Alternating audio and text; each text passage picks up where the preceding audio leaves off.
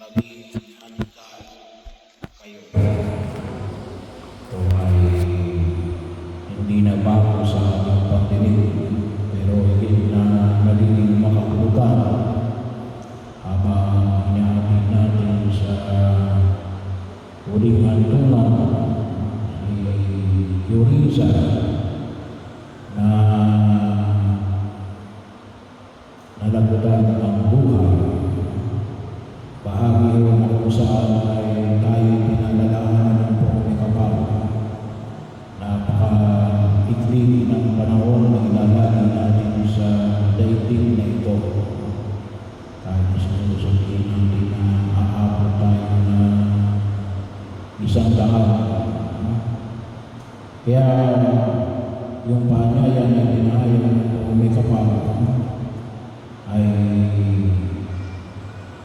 maganda kayo kung sabi ko, sindihan ninyo ang inyong mga ilawan. Palaging handang maglingkod sa bawat isa upang sa ganon ay higit tayo magiging kalugod sa harapan ng buong kapal. At ang paanyaya na pinapahayag sa ating buong kapal ay isang hindi mo pananakot, ngunit isang pagpapakilala sa katotohanan ng buhay na ipinagkakaloob ng Diyos sa bawat isa-isa, sapagkat hindi namin hawak ang ating buhay sa daigdig na ito. Kaya nga, mga pagkakataon na huwag namin kalimutan na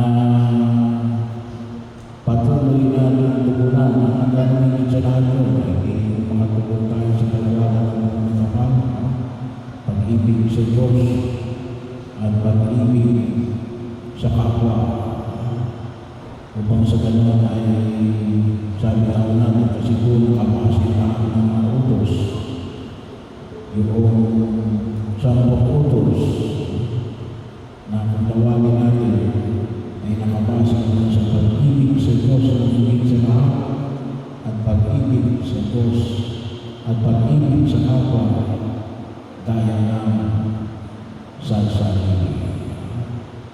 Kaya kung tayo ay wala ng handa, hindi tayo nangihinayang.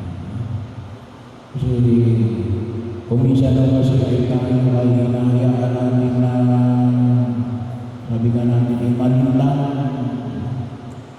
Ang isang panginilang sa atin ay mahaba ang buhay ng kapwa. Bukas na lang, ipagpabukas mo na lang. Kaya kung minsan yung magagawa natin ngayon, ipagpapabukas natin. Baka kasi yung bukas ay hindi na natin. Kaya napakahalaga rin yung tinatawag natin mamuhay sa kasalukuyan. Kinakailangan na mamuhay tayo sa kasalukuyan. Pahalagahan natin ang bawat yugto na ipinagkakaloob ng Diyos sa atin sa pang-araw-araw natin pagkilos, sapagkat hindi na ito babalik. Ang kahapon ay lumipas na at ang bukas ay maaaring hindi dumating. Kaya dapat pahalaga natin yung kasalukuyan at gawin natin yung pwede natin gawin sa kasalukuyan. Kung ano man ang pwede natin gawin ngayon. At ito naman, nawa din may bahagi natin sa harapan ng buong kapal na kung sakaling man si Yorisa ay nagkulang sa Diyos, ay hindi natin na siya ay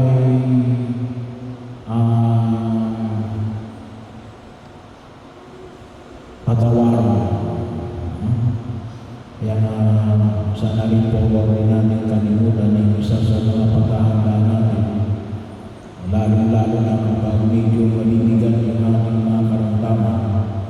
huwag kayong nahiyang magpatawag ng pari para mapahira ng Santo Olyo. No?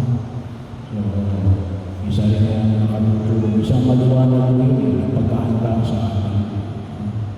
Na lalo-lalo na kapag tayo ay may mga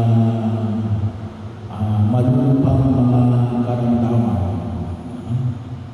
ay pwede ko tayo hingin ng pagpapahin ng langis. Hindi kaya ay mga mag-a-undergo ng mga tinatawag natin major operation. Ano ba yung mga major operation? Yung kinakailangan na mga kung tawagin natin ay major anesthesia. Yan ay pwede rin yung humingi na pagkapain ng langis sa mga may karamdaman. So huwag kayong nahiya kasi binibahagi ng paghahanda at paglalagay ng ating sarili sa katatayuan na tayo ay nagpumikilala sa biyaya ng buhay na ipinagkakaloob ng Diyos, na kung tutusin ay hindi natin alam kung hanggang kailan. Pero dapat din inihanda natin yung ating sarili at maging yung kalooban ng mga mahal natin sa buhay. Nang sa ganun ay magkaroon tayo ng kapanatagan, bagamat alam natin na ang pagdating ng kamatayan ay parang, sabi nga natin ay parang hinuhugog tayo sa ating katatayuan. Pero yun ay huwag natin kalimutan na ang ating pananampalataya, isang pananampalataya na nagkahanda sa atin sa panahon ng buhay na ilalagi natin sa daigdig na ito at sa panahon ng buhay na ilalagi natin buhay sa kanyang kaharian sa langit.